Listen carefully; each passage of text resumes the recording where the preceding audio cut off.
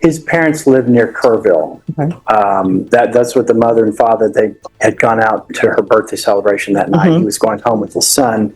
And did you understand in count 1, you're charged with aggravated assault with a deadly weapon? That is a second-degree felony. Range of punishment. Just 1 second. Range of punishment is anywhere from 2 to 20 years in prison and up to a $10,000 fine. If you have a plea with the state, the court does not have to follow your plea. Whoa, did you catch that? Aggravated assault with a deadly weapon, 2 to 20 years in prison. That's not a light sentence, folks. Imagine the stakes before even entering a plea. If for any reason the court does not follow your plea and gives you more than you bargained for, the fact that you entered a plea will not be used against you and you will be allowed to withdraw your plea. Did you understand? You have a right to jury trial, a right for you or your attorney to cross-examine anything other than the plea. hold on, Your Honor. Outside the agreement, the state is resources, forfeit the weapon and horseshoe bay badge credentials, no firearm possession, no law enforcement employment. Did you understand those are recommendations from the state and the court does not have to follow those recommendations? Then to the offense in count 1, how do you plea? State any evidence. State offer states exhibit 1. No objection, Your Honor. All right, did you review the waiver and stipulations with your attorney? Did you understand it and sign it in all the appropriate places? Yes. Again, did you understand you have a right to jury trial, a right for you or your attorney to cross-examine and confront any witnesses? The state would call in the right to remain silent. You need to speak up. Yes, ma'am. Did you understand by entering this plea, the state will be presenting evidence in the form of witnesses' statements and police reports, but most importantly, there will be no live testimony. Did you understand? Yes, ma'am. Court will find that defendant has knowingly and voluntarily waived and consented to stipulation of testimony and stipulations. Court will accept into evidence states exhibits 1 and attachments and review the same. Here's a critical point. The defendant waived live testimony. That means no one will testify in court. Everything is based on reports and statements. Big move. It can speed up the process, but it also removes the drama of cross-examining witnesses. After reviewing states exhibits 1 and attachments, the court will find there is sufficient evidence to find you guilty. Court will defer finding of guilt as you applied for deferred adjudication. Are you proceeding with sentencing? Yes, Your Honor. All right. First, why should I follow this plea bargain agreement?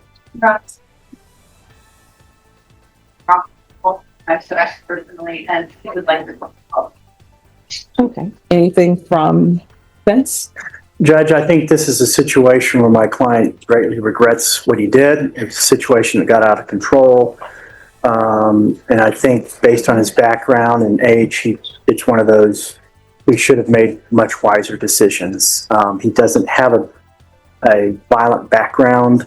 And I do know, and I think the court can tell from how he's answering questions, there's quite a bit of regret in this entire affair, Your Honor. All right. So why did it come to this? Your Honor, it was just a messed up situation that night. I wish I could have made a different decision. You know, my son was in the car with me. I was worried about his safety 100%.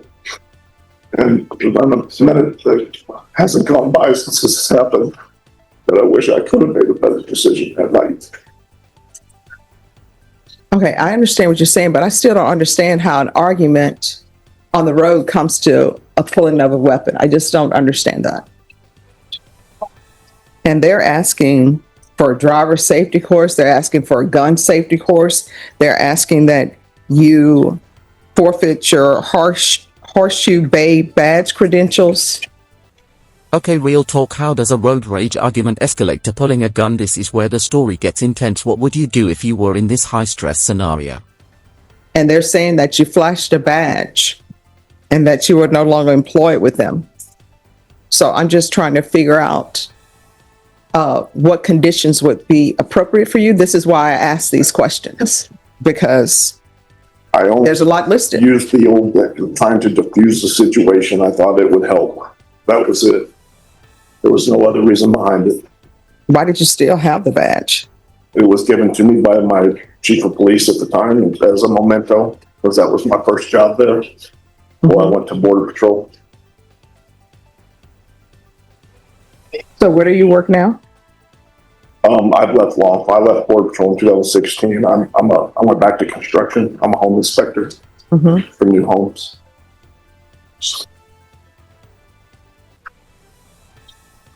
until this happened, I was planning on going back to actually apply for ICE. That's null and void.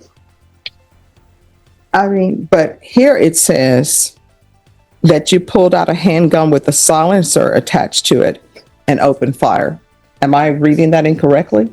No, so Judge, he has a suppressor, and so his parents live near Kerrville. Okay. That's what the mother and father, they had gone out to her birthday celebration that night. He was going home with his son, and it's in a rural area, so they actually have kind of a setup where they do target practice. The suppressor has more to do with not making loud bangs.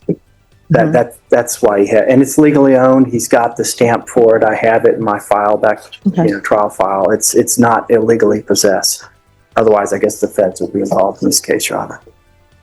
That's why I had the silencer. I can tell you that there was a perception on my client's part that the kid was tailgating.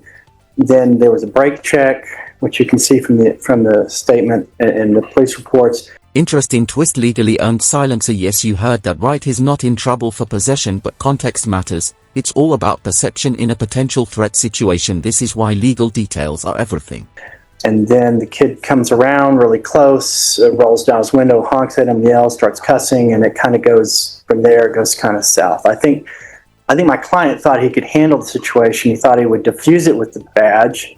That didn't work. And then at the moment when this all happened, that apparently the young man had a phone in his hand. This was at night, and he made a gesture kind of with his hand to the side, which at that moment in time, my client, who was already kind of freaked out, thought it was a gun. And this was an apparent danger case, Your Honor. Police didn't find a gun in the kid's car, but that's what we saw. We actually, in the subpoenas, dug up extraneous acts where kid had got in trouble at school for posting. This is the human side of court drama. Mistakes happen and regret is real, but also notice how evidence and new witnesses shift the narrative. Makes you wonder how much luck versus law affects the outcome. Shots on social media with him with guns, and he's holding it the same way he was holding the phone. When he's talking to the police officers, he's holding it, he's pointing like this. So that's the gesture my client saw in that moment. He made a mistake. We've spent a lot of time on this. The state has spent a lot of time. They showed us a new witness who was the girlfriend of the young man in the car at the time that nobody had ever found. We'd always wondered, why weren't they looking for the girlfriend? We couldn't find her. We didn't know her name. Ms. Alban did a great job preparing for trial. And that's kind of why we're here today, Judge. I think both sides have kind of met in the middle.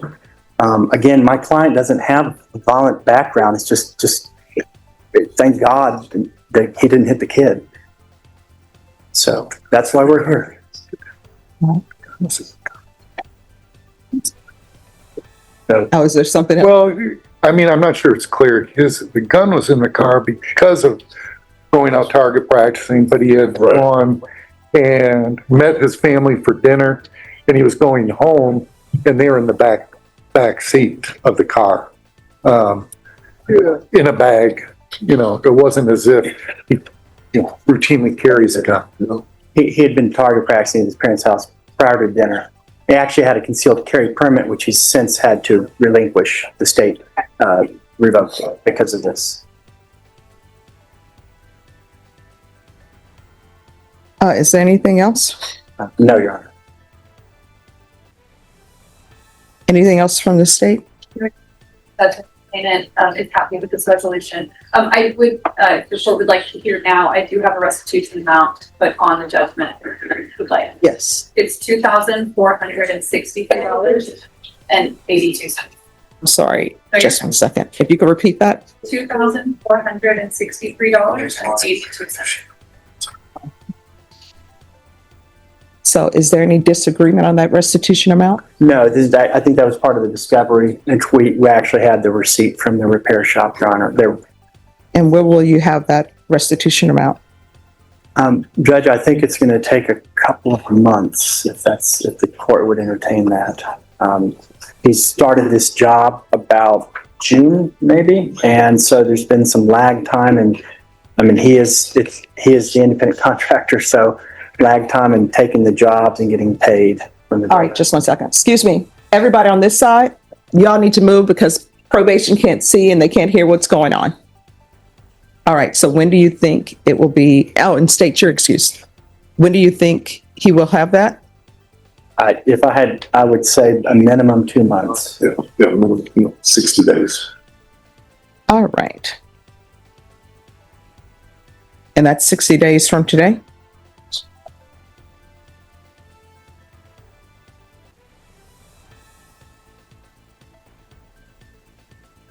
All right, this is what the court is going to do. The court, and I'm going to tell you, I was considering sending you to jail as a condition, but the state is saying that the complainant is in agreement to this being your sentence. So you can thank the complainant for that. Because sometimes I feel as though people need to have a chance to be alone in their thoughts at the jail to consider everything that is what they've done. And it appears that you've taken that into consideration.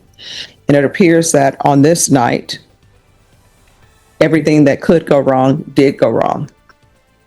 Judge drops a truth bomb on break check people. Classic, but seriously, this is where audience retention spikes. Humor, personal insight, and a reminder that court isn't just rules, it's human behavior. But don't break check people. People don't like to be break checked. That's just my experience from driving. All right, 5 years deferred adjudication. Regular reporting by Zoom or in person. Regular random UAs.